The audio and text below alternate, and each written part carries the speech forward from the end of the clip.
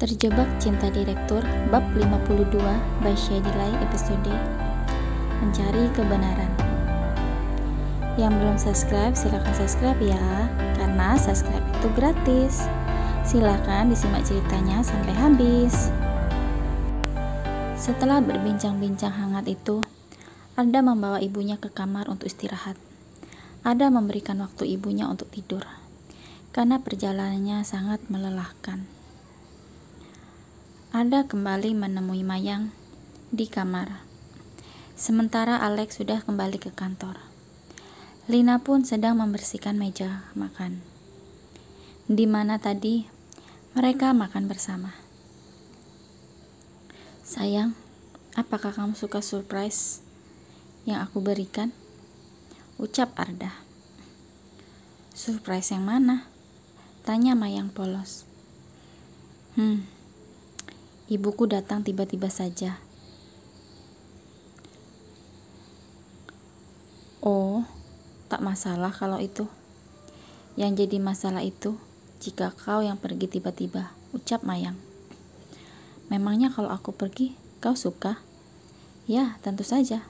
Tidak suka. Kalau kau pergi, nanti aku sama siapa? Anak kita gak punya ayah nanti, ujarnya. Ya, aku tak akan pergi darimu, ucapnya yakin. Jaga sendiri ya ucapanku barusan. Ya, aku akan menjagamu hingga akhir hidupku. Aku tak akan pernah meninggalkanmu. Oh ya sayang, sejak usia berapa kamu memiliki kalung hitam itu? Seingat aku, sejak aku masih kecil. Memangnya kenapa kau tanyakan masalah itu?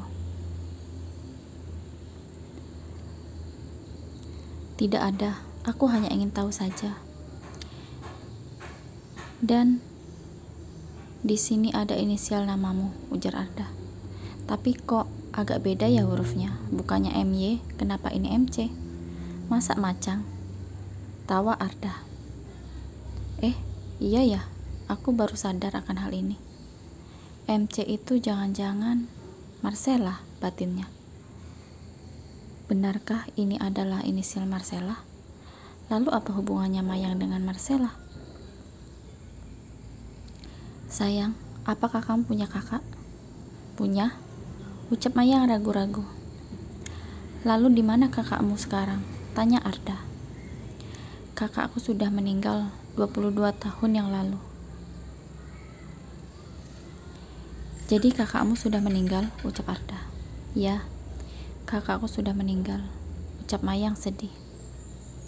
Kamu menangis sayangku? Maafkan aku tak bermaksud membuatmu sedih, ucap Arda. Tidak apa-apa, aku hanya ingat keluargaku saja. Tapi mereka semuanya sudah tiada lagi. Mayang akhirnya terisak juga, mengenang kembali keluarganya. Tapi aku tak pernah bertemu dengan kakakku, karena pada saat itu aku belum lahir, ujar Mayang. Ya, aku tahu itu, batin Arda. Ternyata kamu sudah meninggal. Wajar saja aku bertemu dengan Mayang yang membawa kalung hitam ini. Aku berpikir tadinya itu adalah kamu. Aku sudah lega mendengar kebenarannya. Aku tak akan mencari kamu lagi, Sela, karena aku telah mempunyai keluarga juga. Dan ternyata yang aku nikahin adalah adikmu. Sayang, kamu boleh pakai kalung ini lagi, ujar Arda sembari memakaikannya ke leher Mayang. Kamu jangan sedih lagi ya, maafkan aku. Aku akan selalu ada untukmu, ucap Arda. Mulai saat ini, aku adalah milikmu. Kamu jangan merasa sendiri ya, karena ada aku yang akan selalu melindungimu. Maya memeluk Arda erat-erat. Ia senang mendengar ucapan Arda. Ternyata Arda sangat peduli dengannya. Arda mencium kening Mayang mesra. "Aku akan menemui ibu," ucap Arda. "Iya," jawab Mayang.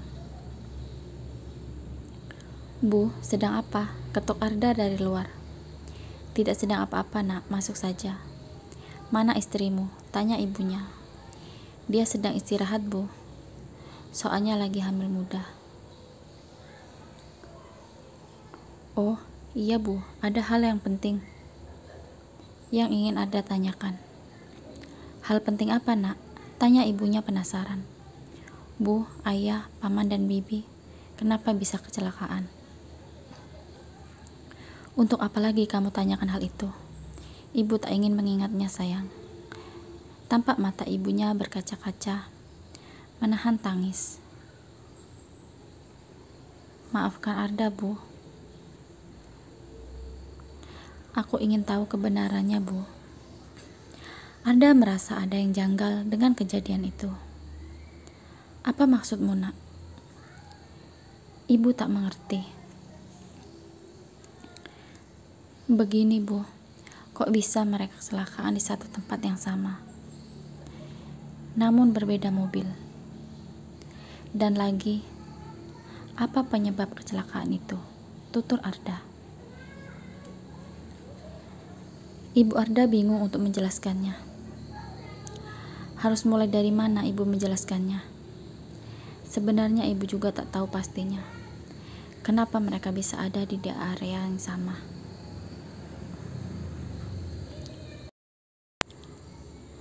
Namun yang pasti, mereka semua sudah meninggal pada saat kecelakaan itu. Di lokasi kecelakaan itu ada seorang anak kecil berusia denganmu, sekitar usia 7-8 tahun, tutur ibunya. Anak gadis kecil itu masih hidup dalam kecelakaan itu. Ibu tak tahu harus bagaimana saat itu. Polisi bilang anak itu bersama dengan ayahmu, ungkap ibunya.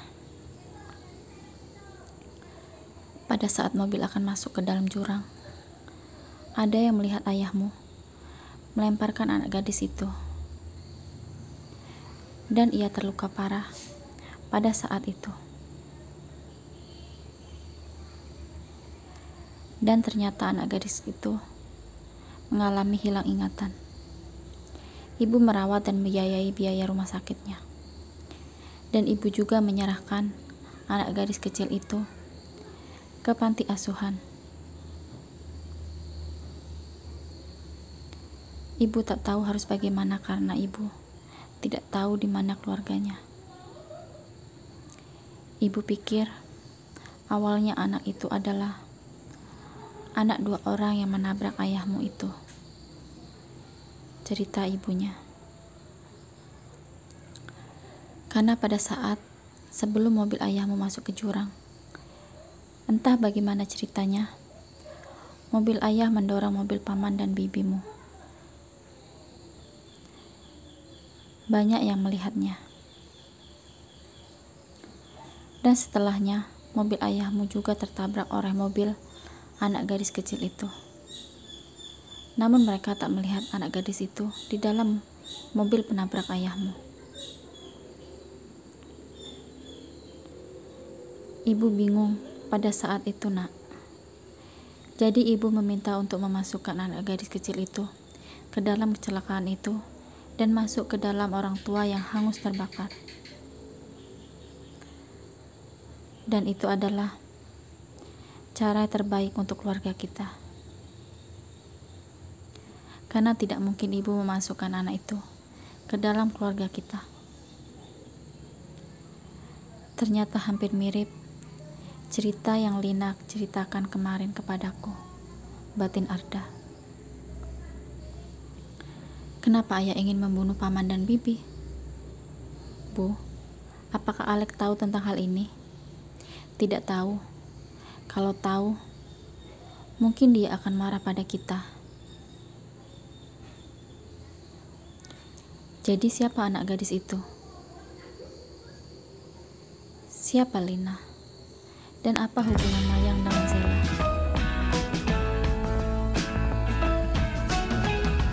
Sekian cerita Terjebak Cinta Direktur. Nantikan kisah selanjutnya dan cerita menarik lainnya ya.